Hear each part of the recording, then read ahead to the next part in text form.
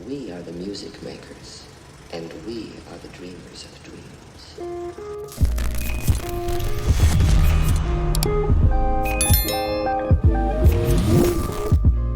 Morning, Chris. How you doing, buddy?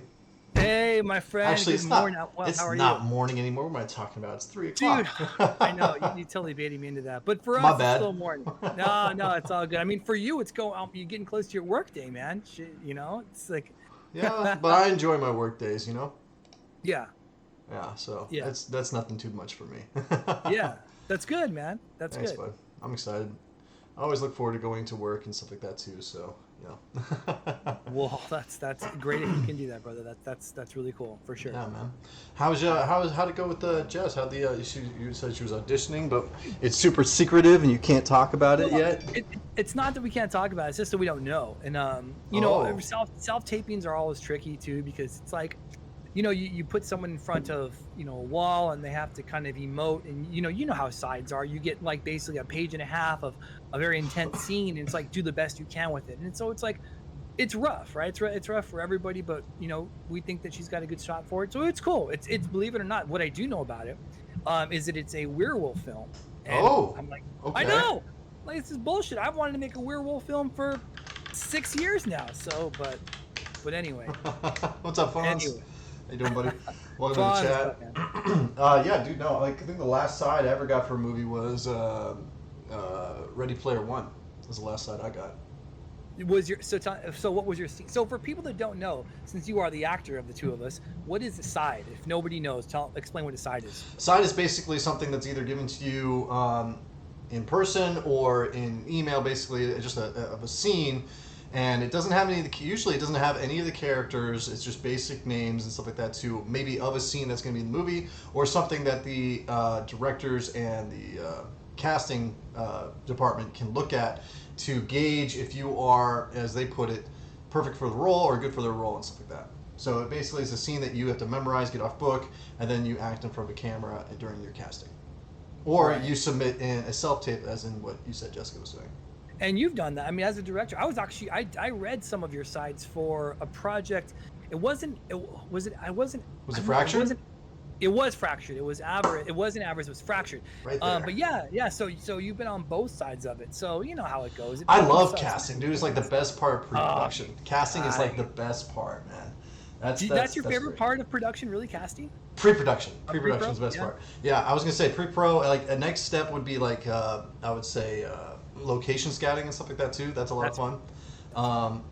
But no, making a movie and stuff like that is really great. And I think I'm glad you brought this up. A buddy of mine came to me and said, "Hey, I've been working on wanting to do this project for a long time, and I want to come to you and help you write it and maybe produce it." What? And it's about, I know, it gave me kind of hope and stuff like that, because I haven't done anything with film in a while, and I've missed it a lot. A lot of stuff going on and stuff.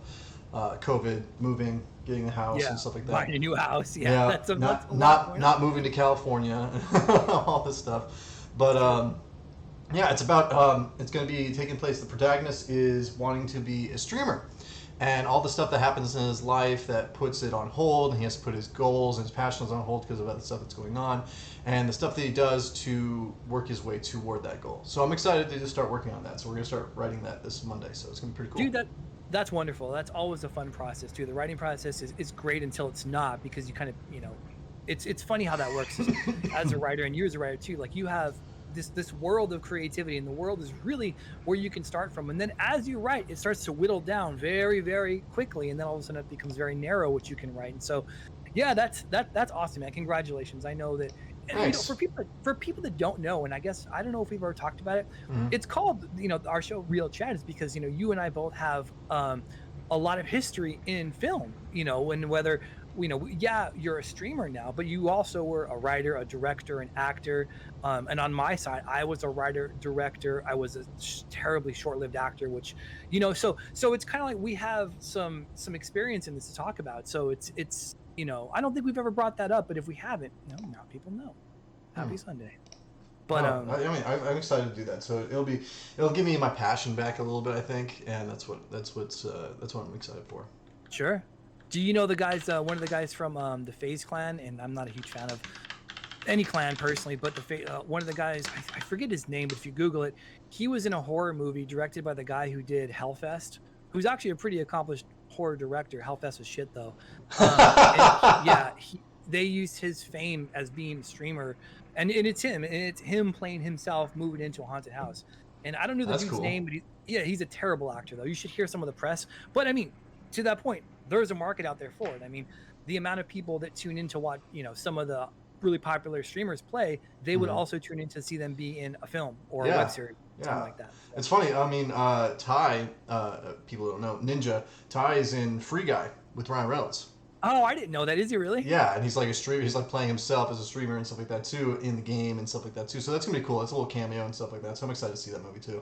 Yeah, but me too. I love Ryan Reynolds.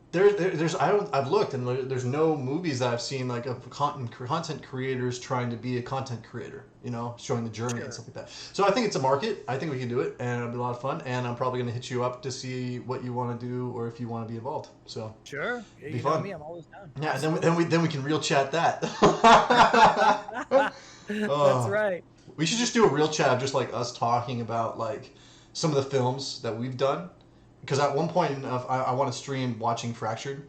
Or I would love that, dude. Let's do Overwatch, dude. Like if you can get Overwatch on YouTube or something like that, I'd love to just sit there with you, put the cams on, watch Overwatch, get people's involvement and stuff like that, and see if they want a second or even a prequel movie. Because I think zombies. It seems like it's like a watered down market sometimes, but I mean, Army of the Dead really really good, and I'm excited to see that progression of it. So why not, right? Well, that's a great conversation. I actually love to talk about that on a special episode of ReelChat. And David Harris brought it up. Like, post-apocalyptic is never going away. Like, there's some type of like fantasy about that people have when you're the last person on Earth and whatnot. But the way we've always got there, at least recently, has been through zombies, because there still is a world. You can't have a nuclear war and have a world to go around to. It just doesn't work that way. But it would be an interesting topic to kind of kick around about why post-apocalyptic is as popular as it is, right? Because it's really kind of terrible. It's really not something that people would enjoy, but again, it can be wish fulfillment in some weird way, and in fantasy fulfillment in some weird way. There's a huge following for post-apocalyptic stuff. I mean, Sweet Tooth, it like even takes place during COVID and stuff like that. And you've got the Tomorrow War and stuff like that. All that stuff is post-apocalyptic, in my opinion, because there's invasions and zombies, aliens, and stuff like that too. So it's really cool to see that blossoming besides just doing TV shows about zombies. Exactly. Yeah, I couldn't agree more. Couldn't agree more. I'm cool. It would be cool to see if we can get a horror aspect of a post-apocalyptic kind of thing. Like some kind of like, I don't know, like a different dimension of world. Oh wait, they did that. What's that show that hasn't been out for a while that everybody's forgotten about but really wants to have it back? It's got 11. Oh, Stranger Things. Yeah. So that's kind of like a different dimensional post-apocalyptic thing, but it's not really post-apocalyptic, But no. Yeah, I like that you're at Sweet Tooth though, because Sweet Tooth is still, I think last time I checked, it was still top 10 in Netflix. And I read the comics, and I'm excited to see the second. It was season. A comic. Only you would fucking know it was a comic. Guess which comic it was. Guess was which it one? DC? Oh, Detective Comics. All the DC stuff makes good shows, man. Yeah, I would know. Of course, it was a DC thing. You would know that, but that's cool. I didn't know that. That's cool. And then Black Summer on Netflix too.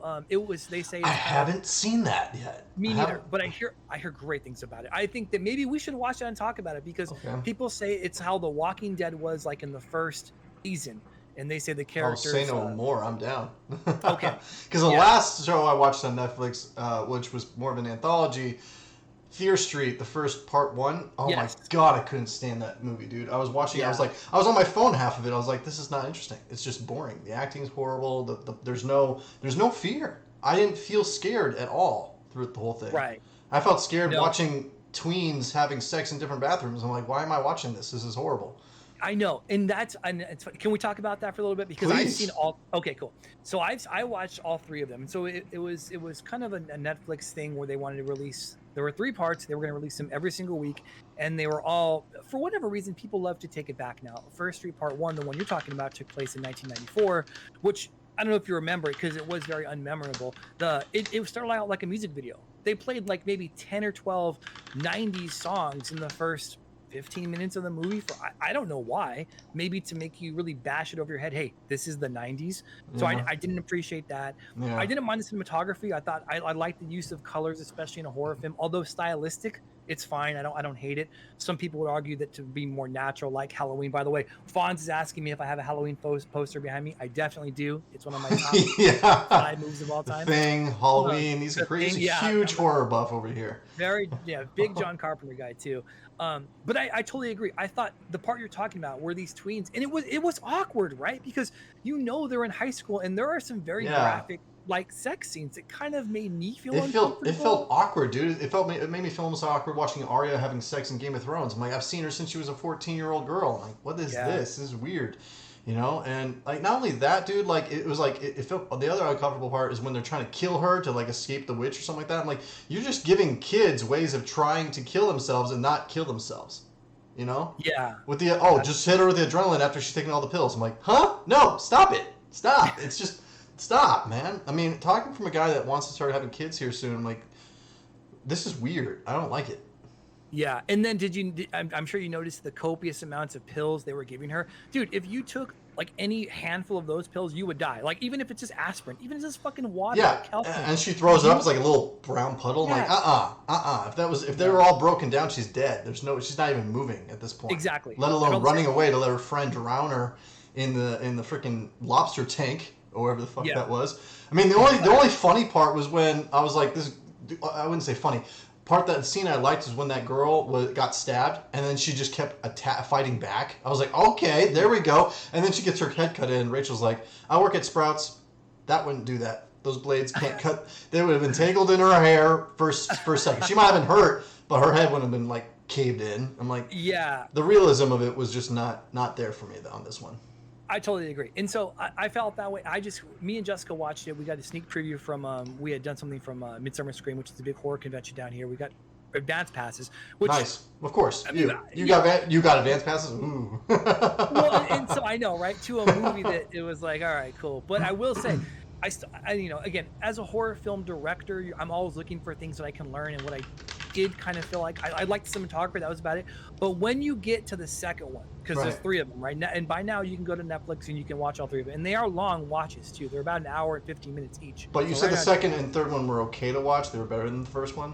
Well, that's what I want to say. The second one is eons better than the first one. And I don't know if because the story is more fleshed out, the actions are more believable. In the first one, when we're getting to the climax of the movie and then everybody pauses to have sex and then one guy pauses to beat off, it's like, where the fuck is the reality in this? Like, I know. This is ridiculous. So there's none of that in the second and third ones, and they're very serious. I will say they take themselves very seriously. There's not a lot of outside noise, I would say, in the second and third ones, and they're done exceptionally well. The third one feels a lot like The Witch and like gothic horror. Okay, I'm in. Doesn't it take place at a camp or something like that? It's like a campsite or something? The second one is completely that. And it's very It's very Friday the 13th, part 1 and 2. It's and there's a really good story behind it. There is. And it is a continuation. So I think the reason they force feed you 1 is because it interweaves, even maybe it's for 10 or 15 minutes, in 2 and 3. So you get the backstory, but you also get the lead in and the lead out from part 1 with those characters. Okay, I'm kind of sold. I'll watch it sometime either today or tomorrow. It's definitely worth a watch. Okay. And I will say the effects that they do, again, you're always looking for stuff to borrow from. They keep you in the moment. A lot of times in a horror movie, you'll see someone swing an axe, they'll cut away, they'll go back to the person, now they have a big gash in their face. In this, they didn't do that. They kept you in the moment. The person swung the axe in the same frame, you see the impact, you see the damage, and you see the blood, which is very visceral, which, I think it's cool. I hate it when movies and stuff like that, they show the action right before somebody's getting yanked or like got and stuff like that, and it cuts away. I'm like, okay, you're what was the point? And then you take it away from me. Hey, what's up, Dragon? But yeah, no, it's weird. I'll give it a shot. It's definitely on my list to watch and stuff. Yeah, dude. If nothing else, put it on the background. I think you'll like it. I think 2 and 3 are pretty good. I would say that they are light years better than 1. So. Okay. All right. I have a question for you. Yeah, go ahead. We are Loki people. Did you see the finale of Loki? Of course I did, man. I loved it.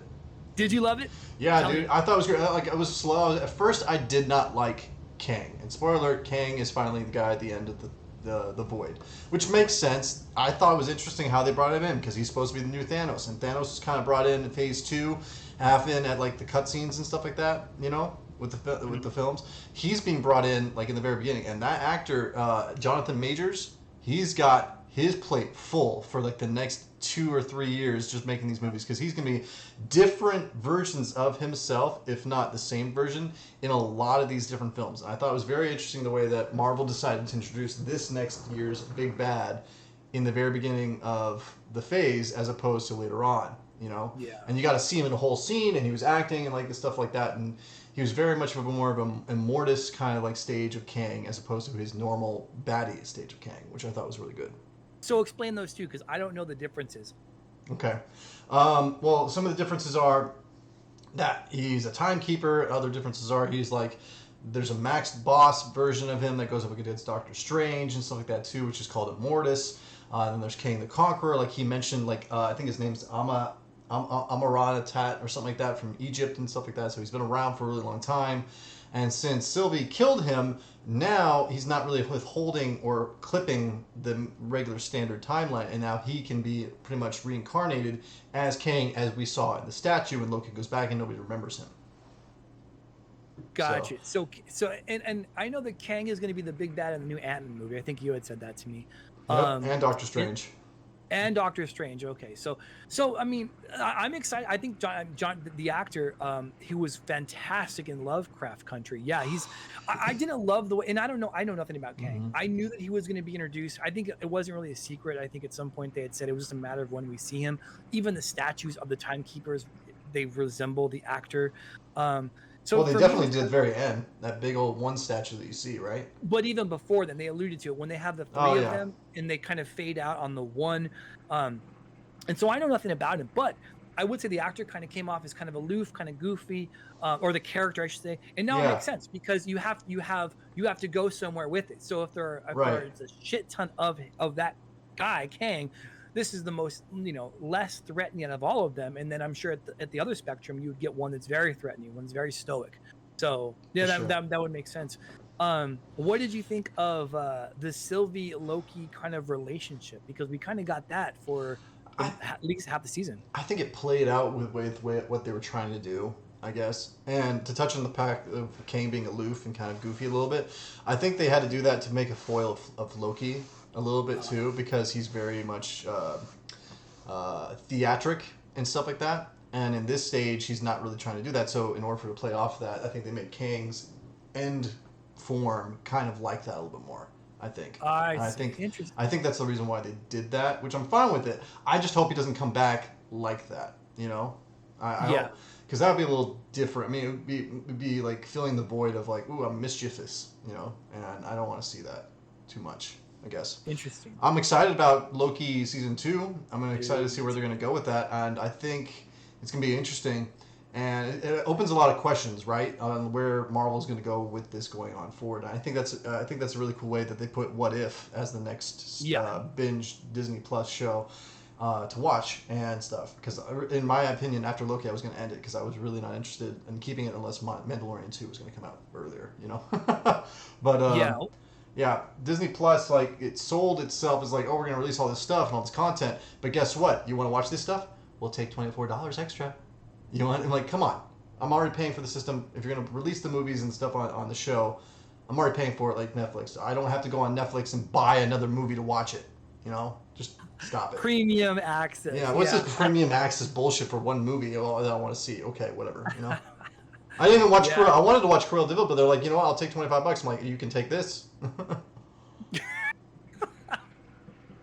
No, I love it. It's funny, the whole season of Loki for me, I just can't stop talking about Tom Hiddleston, and I think that was the consensus from everybody that I'm seeing about talk about the show. It's I really enjoyed. We didn't talk about it the episode before the last one when Mobius gets clipped. Yeah, and I think that was real sad. I was incredibly sad by that. Yeah, it's funny. We get this little snippet and vignette of maybe his and of Mobius's and Loki's kind of friendship, and when he gets pruned, it was like, oh, that hit me a little harder than I thought it was going to. So, Yeah. I thought that was really interesting. Speaking of Owen Wilson, I think it's funny. There's a scene in the movie with him and Ben Stiller, and they're Zoom talking over a laptop, and all of a sudden you see these monks come up behind Owen, and he's like, "Oh, the jet skis are ready. All right, hold one for me." I'm like, "Oh, there he is. There he is. I found him in the movie before he got clipped, or pruned, or whatever you want to call it." But yeah, I thought it was hilarious. But we talk about all these shows and movies that we're excited to see coming out and where everything's going. Is there a show that's not released yet, not movie, show, that you are excited to watch that's coming out? What if I'm excited about for what you said, although I'm kind of on the fence about it. I don't like multiple timelines because to me it says there's not a lot of stakes. I mean, I'm a huge multiverse person. I believe that. I think that me, you, and David will get around to talking about that. Yeah, I'm excited for that too. Yeah. I think that the way Kang describes timelines is, he brings up that little like metallic goo or whatever, and he says they're stacked. I loved that explanation because for someone who doesn't believe in it or has a hard time kind of wrapping their head around it, it's hard for me, Chris, to explain to them person how multiple timelines can exist and all that stuff. And I think that Loki did a good job at that. But I will say that the what if, it's like, well, these have no stakes. It's like, cool. What if I turn left instead of going right? And, Captain Carter seems interesting. I love the idea of Killmonger rescuing RDJ. There are, Iron Man. I think that there's things there that are interesting, but because that they don't really affect what we've seen, it's kind of like, it's cool. I'll watch it, but I'm not going to be super, super invested in it because it doesn't mean anything. You can't rewrite the past unless that's what they're going to do, which would be incredible. But, with Chris Evans and RDJ's kind of out of their contracts, and then Kevin Feige coming on saying that he plans on not signing actors to 7-8 picture deals like they've done. Yeah. You kind of feel like that MCU was something special. It's probably not going to come back. Yeah, after Endgame, it's hard for me to be totally invested anymore. Yeah. See where it's going. But I wasn't referencing Marvel. I was saying anything outside the factor of Marvel and stuff like that we've watched. Is there anything that's coming down the pike that you're excited to watch? I'm excited. There's a couple of things. I don't know if they're coming down the pipe soon. I know that one of them has started filming. The Last of Us has started filming. I was gonna say, I was hoping you were gonna reference that. Yeah, there you go. And it's true. And then of course Fallout. Amazon's doing Fallout too, Fallout as well. For a Fallout the video game. Yeah, the video game. Wow. Yeah. Okay, cool. So we're gonna have Halo, Last of Us, and Fallout. Those are 3 top tier freaking video games that are gonna turn into the silver screen. That's cool. And the stories behind those are great. And I'm a huge Last of Us fan. I think everybody knows that. And so it'll be interesting to see the way the actors, come out of that, because Pedro Pascal's casted as Joel, who's the lead. And I think Bella Ramsey is casted as Ellie, who's, Yeah, Lyanna Stark. Yeah. I think we talked about that in our Game of Thrones podcast, didn't we? She's not as Stark. She is... Mormont. Lyanna Mormont. Yeah. My bad. I said Stark, didn't I? My bad. That's on me. Yeah, just wanted to make sure. She's Stark. You would know, and I would. I'm like, hold on, do I not have my shit right?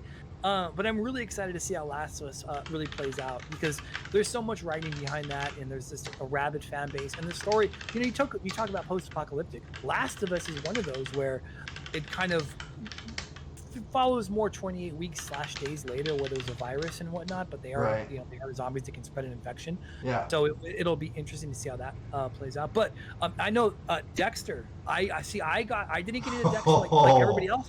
But Dexter is getting into revival. I think it's less than 10 episodes, I think. But I know that you were a big Dexter guy, minus the last season, right? Because people shit all over it. I recently watched all of them. I think this year with Rachel, just because we knew it was coming back and stuff. I was a big fan of Dexter. Dexter was huge. It was before. I think it was before Walking Dead, Game of Thrones, and stuff like that. Around the time that Breaking Bad was coming around. And the only thing that people were watching really was Walking Dead. That was the biggest viral show at the time. But yeah, no, I'm excited for that. I'm excited because right now Jordan Con is going on right now. Wheel of Time, huge show on Amazon that's going to be coming out as well. That's going to be great. My buddy Yosha is cast as the lead, Rand, so I'm excited to watch that unfold as well too. That's cool. Good shit. I would love to have him on the show, man. That talking once the Wheel of Time starts kicking off, because not only that, I told him when he got cast, I'm like, dude, your life is gonna change from this show. It's huge. It's gonna go everywhere. Not only that, Amazon already picked it up for season 2. and a 3-movie deal that Amazon is going to be releasing to theaters. What? That's awesome. Yeah, dude, it's a huge book series, dude. If you ever know about it, you should definitely look into it. But Wheel of Time is going to be awesome. I can't wait to watch that. Something that's coming down the line in the next 3 weeks, though, Chris, and I cannot wait to watch and review with you on ReelChat. You have to look into it. Y: The Last Man. We talk about post-apocalyptic shows and stuff like that all the time. We just mentioned a lot of them. Y: The Last Man is a comic that was created and is probably my favorite comic out there.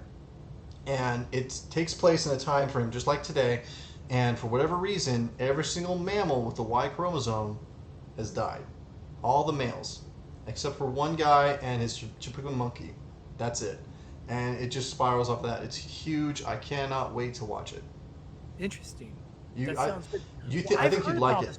I feel like I've heard about this, and outside of you too, I think I've heard about this. People have talked about it, and maybe that's why I've heard about it.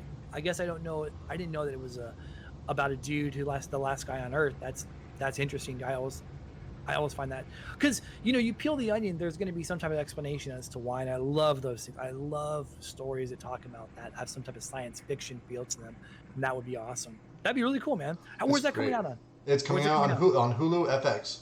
It's going to be coming out on, I think it said August 13th or September 13th. I can't remember. I have to look at it. I just saw they just released a trailer of it about talking about it. Here, let me see if I can pull it up. Let me see if I can pull it up real quick. All right. Yeah, drop it in the chat. I would love that. Let me see here.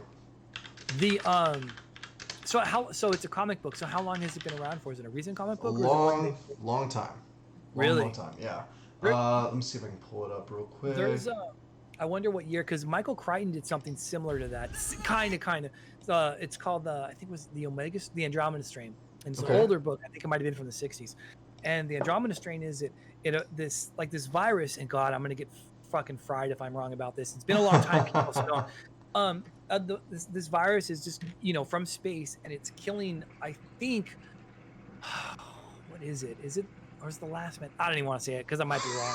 I found it. Let me pull it up real quick here. And I'm excited to hear that FX is continuing the Xenomorph and the Alien franchise, because once Fox is like Thanos collecting all the studios and their Infinity Stones, and once Disney collected Fox, it was kind of like, all right, well, all most R-rated sci-fi films are now going to go the way of the dodo. Because Predator was owned by Fox, the IP. Alien is owned by Fox, the IP. I believe Blade Runner was done by Fox initially or originally. Okay. But yeah, so it'll be interesting to see where they do that. But I do want to talk to you about another Disney film. I got it. We got it. We got it. All right. Oh, we got it. It's got a very James Bond. They were all gone.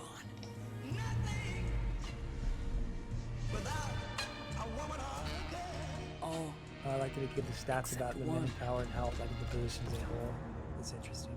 September 13th. That's it. September 13th. Yep. Nice. It'll be interesting. I'm excited for it. I'm excited for it. Dude, yeah.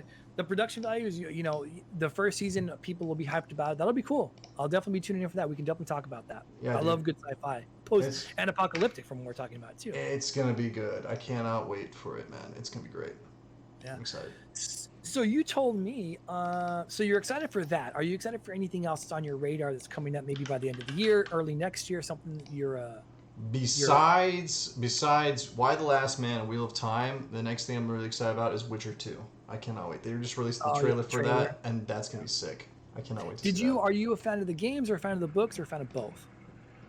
I started playing the games a while back, and coincidentally enough, Henry Cavill did the same thing. He was almost late for his audition or interview with it was actually late for his interview with what's his face for Superman when he was playing Witcher, or was it WoW? I can't remember. But he's a huge fan. I'm a huge fan of both the games, the books, and the show. I'm really excited for both. I think that Henry, that is my. And first of all, I like Man of Steel. Right, that's my favorite DC film. We should talk about Suicide Squad too, because there's we gotta. But Henry Cavill to me in Man of Steel was okay. He wasn't bad. He was okay. I enjoyed him. Him in The Witcher is really good. I like him as The Witcher, and I think that my understanding is that the series is based primarily off of the books, but because the books or the games follow the books so well, that it's you can play the games and have it be relative to your experience when you watch a series on Netflix. And Cavill, I love that you said that. He is like the gamer dude because He he's is. incredibly handsome. He's got this shirt. It says Krypton's Lifting Club. I'm like, fuck, that's so cool. And then the dude builds his own gaming rig. Everybody's seen the video on YouTube.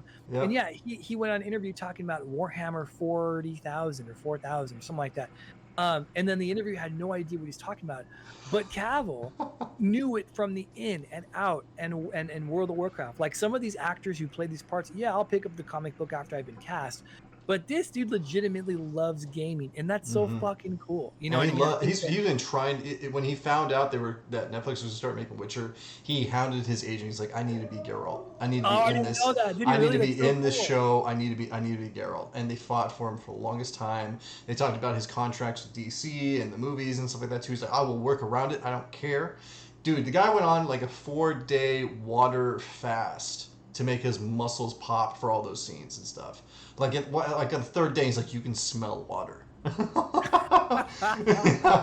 I'm so stoked for season 2. It's great. Yeah. A lot of people were hating the fact that they jumped around through the timelines with the show.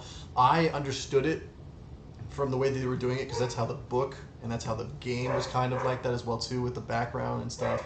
So I'm excited for it, man. It's gonna be some good stuff coming up. I can't wait. Me And too. Suicide Squad's gonna be great. People have been saying that James Gunn doing Suicide Squad, they liked it better than the Guardians. Like that's the reviews that are people coming out. They said that it was just a lot. They just said that they enjoyed it more. I don't know if they said it was like eons better or anything like that. But me being DC, I'll probably agree with them. It'll be interesting to see. I mean, because James Gunn had that. He was fired from Guardians 3, then he was brought back. And again, I mean, and Dave Bautista's not even going to want to come back for Guardians 3. He's like, he's 50. He's not back for Guardians 3? No, he's not. He's like, I'm 50. It's hard for me to keep up this body the way it is for Drax and stuff like that too. And he wants to do other stuff. He says that, but he wants to do Gears. He wants to do Gears of War show or movies or something like that. So I don't know. I'm excited. I'm supporting him whatever he wants to do, man. Because Army of the Dead could have been better, but that's no fault of his own. You know? Talking about Bautista, you're talking about that's Bautista, not Gunn, right? Because Gunn didn't do Army of the Dead. No, I'm talking about Bautista. Yeah. Okay. Yeah, and the other part about it too is, and I'd like to, this is something that you bring up Bautista, and I'm going to use this as a lead in.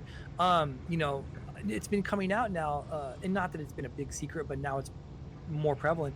HGH use in male actors for these roles, because there's a picture of Rock as Black Adam, again, a DC property, I'm sure you know. Can't wait. And so they're saying that, and again, Rock's already huge, right? It wasn't. For him to get into better shape, okay, you go on, a 3-week training camp and your veins are popping from every vein you have in your body. But, people say that he might be using HGH. Camille, I can't think of his last name for the Eternals. It's coming out now that he used HGH. And again, HGH gets a bad word because it's used around in sports. But I mean, I don't know how I feel about it. That's something we can talk about that in a further episode, because it is related to Hollywood and the male body. Henry Cavill. He's basically a Greek god. And so, the male now in Hollywood, the male body has to be almost perfect to be acceptable. Right. I watched Top Gun. It was filmed in '86, and these dudes are like, Jacked. Yeah, well, but See, but I not knew so you, Chris. I knew you loved that volleyball scene. I had an inkling that you were going to bring that up. It's not just that. It's like Val Kilmer in a Batman. He's got he looks like he lifts, but he's not buff. I mean, now, dude, you look. Keep talking. Keep talking. I need to let the dogs out real quick. Keep talking. Okay. Pattinson. He's not a huge guy, but they're saying that it takes place on Earth too, and so that he's not the Batman. But you look at Christian Bale's Batman. It's famous how he was. I think Bale's 6'2", 240, 220 in that movie, just a rock. And I get, yes, that's probably what the physique that Batman would hold. But talk about the actor. The actor has to go through the process of getting his body in a position to really kind of sell that. And again, Rock and Black Adam. Look at the Instagram post. The dude is huge. And again, Camille for the Eternals. There's a list, and Men's Health has a great breakdown of it, of how kind of Hollywood is kind of putting this I guess this I don't even know what the word is for it, but this understanding that as a male actor, you have to have the body for that. And speaking of Black Adam, well, what's the guy? The guy who played Chuck, the one who's in the movie that, oh my God, it's a DC. He played Shazam. Who? He played yes, Shazam. Thank you. Yes, he did. Okay. So like he famous Zachary he Levi, I think his name is. Thank you. Yes, Zach Levi. He didn't have the muscles for that, so they built it into his suit. And then you know people are saying the suit looks goofy because this is how some men have to look to get leading roles in Hollywood. But again, we'll get into that to another one. I want to talk to you about because you saw Black Widow. Sorry, man. Oh man, sneezing. Black Widow. Yeah, real quick before we end. I mean, I liked it. I'm not going to spoil anything for you, Chris, on it either. I'll say this. We stopped it halfway through to watch the next days because we got tired and we went to bed. The first half of the movie was amazing. It was very dark. It was very involving as well, too. There was a lot of intrigue and stuff like that, too. But as the movie progresses, there's just things that she's doing and going through that a regular human being couldn't survive or do her themselves. And I didn't like the fact that they kept pushing the envelope for that. She doesn't have the super soldier serum like her adoptive dad or like Captain America or anybody else. And like in the first like half hour of the film, a grenade goes up underneath the car and the car flips 5 times and she walks out and starts fighting. And I'm like, no. I understand she's Black Widow, but there's no way that she's not frazzled from that. Or she's falling from buildings and hitting these things on the way down and then just lands perfectly. And I'm like, okay. My suspension of disbelief is just a little bit down. I liked her sister. Her sister was actually my favorite part of the film. Yeah, Florence Pugh, I hear, is killing it. So she was good in the film. She was great in the film. I liked her a lot. So I know about the post-credit scene, only because I'm a post-credit whore. And so oh, you do? I do know about the post-credit scene. Well, let's not ruin it for people. But they're saying that's going to be the lead-in to the next Hawkeye show, and without saying why, they're saying that Florence Pugh might be the big bad for the Hawkeye's Disney Plus series. It's because you were on Veep. Everybody doesn't know Chris was on the show Veep with Julia Dreyfus. Julia Dreyfus, my crush. Yes. Okay, so you know how she's starting to build this team, right? We saw her at the end of Captain America: Winter Soldier. So. Basically, she's Don't give it away, though. Don't give it away. How? You said you know about the end credit scene. Well, I know about it, but other people may not. Then they should have watched it. Okay, so then let's give a spoiler flag. We're putting the spoiler flag up. She basically approaches the sister of Natasha saying, do you want to go after the man that's responsible for your sister's death? And hands her the envelope with Barton's name and everything and all this information. So that's the lead into the new Hawkeye show that's supposed to be coming out next year, I think, for Disney Plus. It might be this year. It might be late this year. Is it this year? I don't know. I don't know. I don't know. There was a alternate scene filmed at the end of that movie, and I think I jumped into Lit's podcast about this morning as well too. And it's basically when she does this whistle that they used to do as the kids when she's at Natasha's gravestone. And the alternate scene was that we were supposed to hear her whistle back because the theory is, with Captain America and everything like that, going back in time to give the stones back, the Soul Stone goes back to Boromir, a soul for a soul. So the theory was that if Captain America went back to give the Soul Stone back, he could get the soul of Natasha back, and that she was supposed to come back. But Scarlett Johansson has said she's not interested in doing Natasha anymore, and they filmed it. I don't know how they filmed it, or maybe it's just a theory that they filmed it, because one of the ending credit scenes that they filmed was basically Natasha's whistling back to her sister off screen. To allude to the fact that she's not dead and that she came back. So that's the theory for that thing. But see the movie. It is a great movie. I like the fact that Marvel finally did a Natasha Black Widow movie and stuff like that too. It takes place between Civil War and the lead up to Infinity War. So yeah. Right, which that's important to know. And also, they bring in Taskmaster, who I think that, again, I only know about the post-credit scene, so I'm interested to see how that plays out. I'm interested to ask you before we kind of wrap this thing up, because, now we're in, post-COVID and whatnot. It really kind of forced a lot of studios, Universal especially, to dump their entire their slate onto streaming services. Yeah. At least HBO Max has the decency of not fucking charging you a premium upcharge to watch. HBO Max is doing it right, in my opinion. Yeah. So here's my. So first of all, let me set this. In theaters, if I recall, Black Widow made 80 million the first weekend, and then they're 20, or no, maybe it was 100. Maybe I think it was 200 altogether, and then that was combined, streaming at home and in theaters. So do you think that that's kind of how we're going to see it going forward? Because the Jungle Cruise is like that for Disney. Cruella was like that for Disney. It definitely has a lot of political sway with the whole COVID thing. I won't lie with that. I hope they still do it. I just think it's a gamble, really, on the studio's part to see if they can recoup some of their losses from COVID and also start gaining back to start making more movies for theaters. Because the last movie I saw in theaters before COVID, I think, was Endgame, if I'm not mistaken. And the first movie I saw back in theaters was Quiet Place 2. So, and that movie did really well, and I liked the movie, and I can't wait for part 3. So, yeah, I'm excited to see it. Did you know A Quiet Place 2 is already out on video? I didn't. You can watch. So David watched it last night. He texted me. He said he loved it. So I mean, maybe we talk about that next week. I actually was gonna get it on Friday to watch it, but the Fair Street came out and watched that instead, which again is pretty good. But yeah, I think maybe that's the reason I care and the reason I ask is because you guys we are both in the game. Right. When I say in the game, trying to get movies out there, trying to get and so I think part of it is, and Kevin Feige went on record as saying that these inflated, tentpole films, we're not going to give it, the budgets for them just aren't going to be there anymore, at least for the next couple of years, because of the ripple effects from COVID. So I wonder, because the movies are talking about Cruella, Jungle Book, and this is only for Disney, of course, and Black Widow, were all filmed and planned to be released during COVID. Mm-hmm. So maybe in a couple of years that when the ticket sales and all of the returns are back in the black and not in the red for Disney and Universal and whoever else, maybe that the streaming part of it goes away. But I mean, it is interesting. I think it was like something like $60 million was made on streaming alone. I mean, it makes sense for a family. Like if you got 4 kids and you're 2 kids and you want to stay home, and like, you don't have a babysitter, it makes sense. You still want to see Black Widow. Right. You don't want to pay. That's a 60. Where I'm from, dude. For me and Jessica to go see a movie, it's $42. $42 before popcorn and soda. I guess no wonder Disney Plus is trying to charge people $25 just to stay at home. It's less money for gas, less money for stuff to buy at the theater, and less money on a babysitter. So I guess you can just sit at home and watch it. Maybe that's the thing. That maybe people have to consider, right? Yeah. But if I'm living in a place where I can go see a Dolby movie for $10, I mean, yeah, let's do it.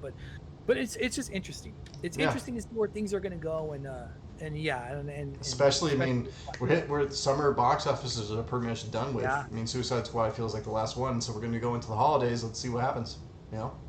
I think James Bond is a big one that's coming out in November. It's always come out like in the fall. It keeps pushing back. I want to see that movie finally. Come on. Yeah, me too.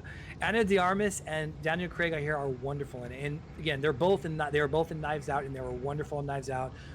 December holiday time frame, like you said, with James Bond is gonna be crazy, because isn't Dune coming out in December too?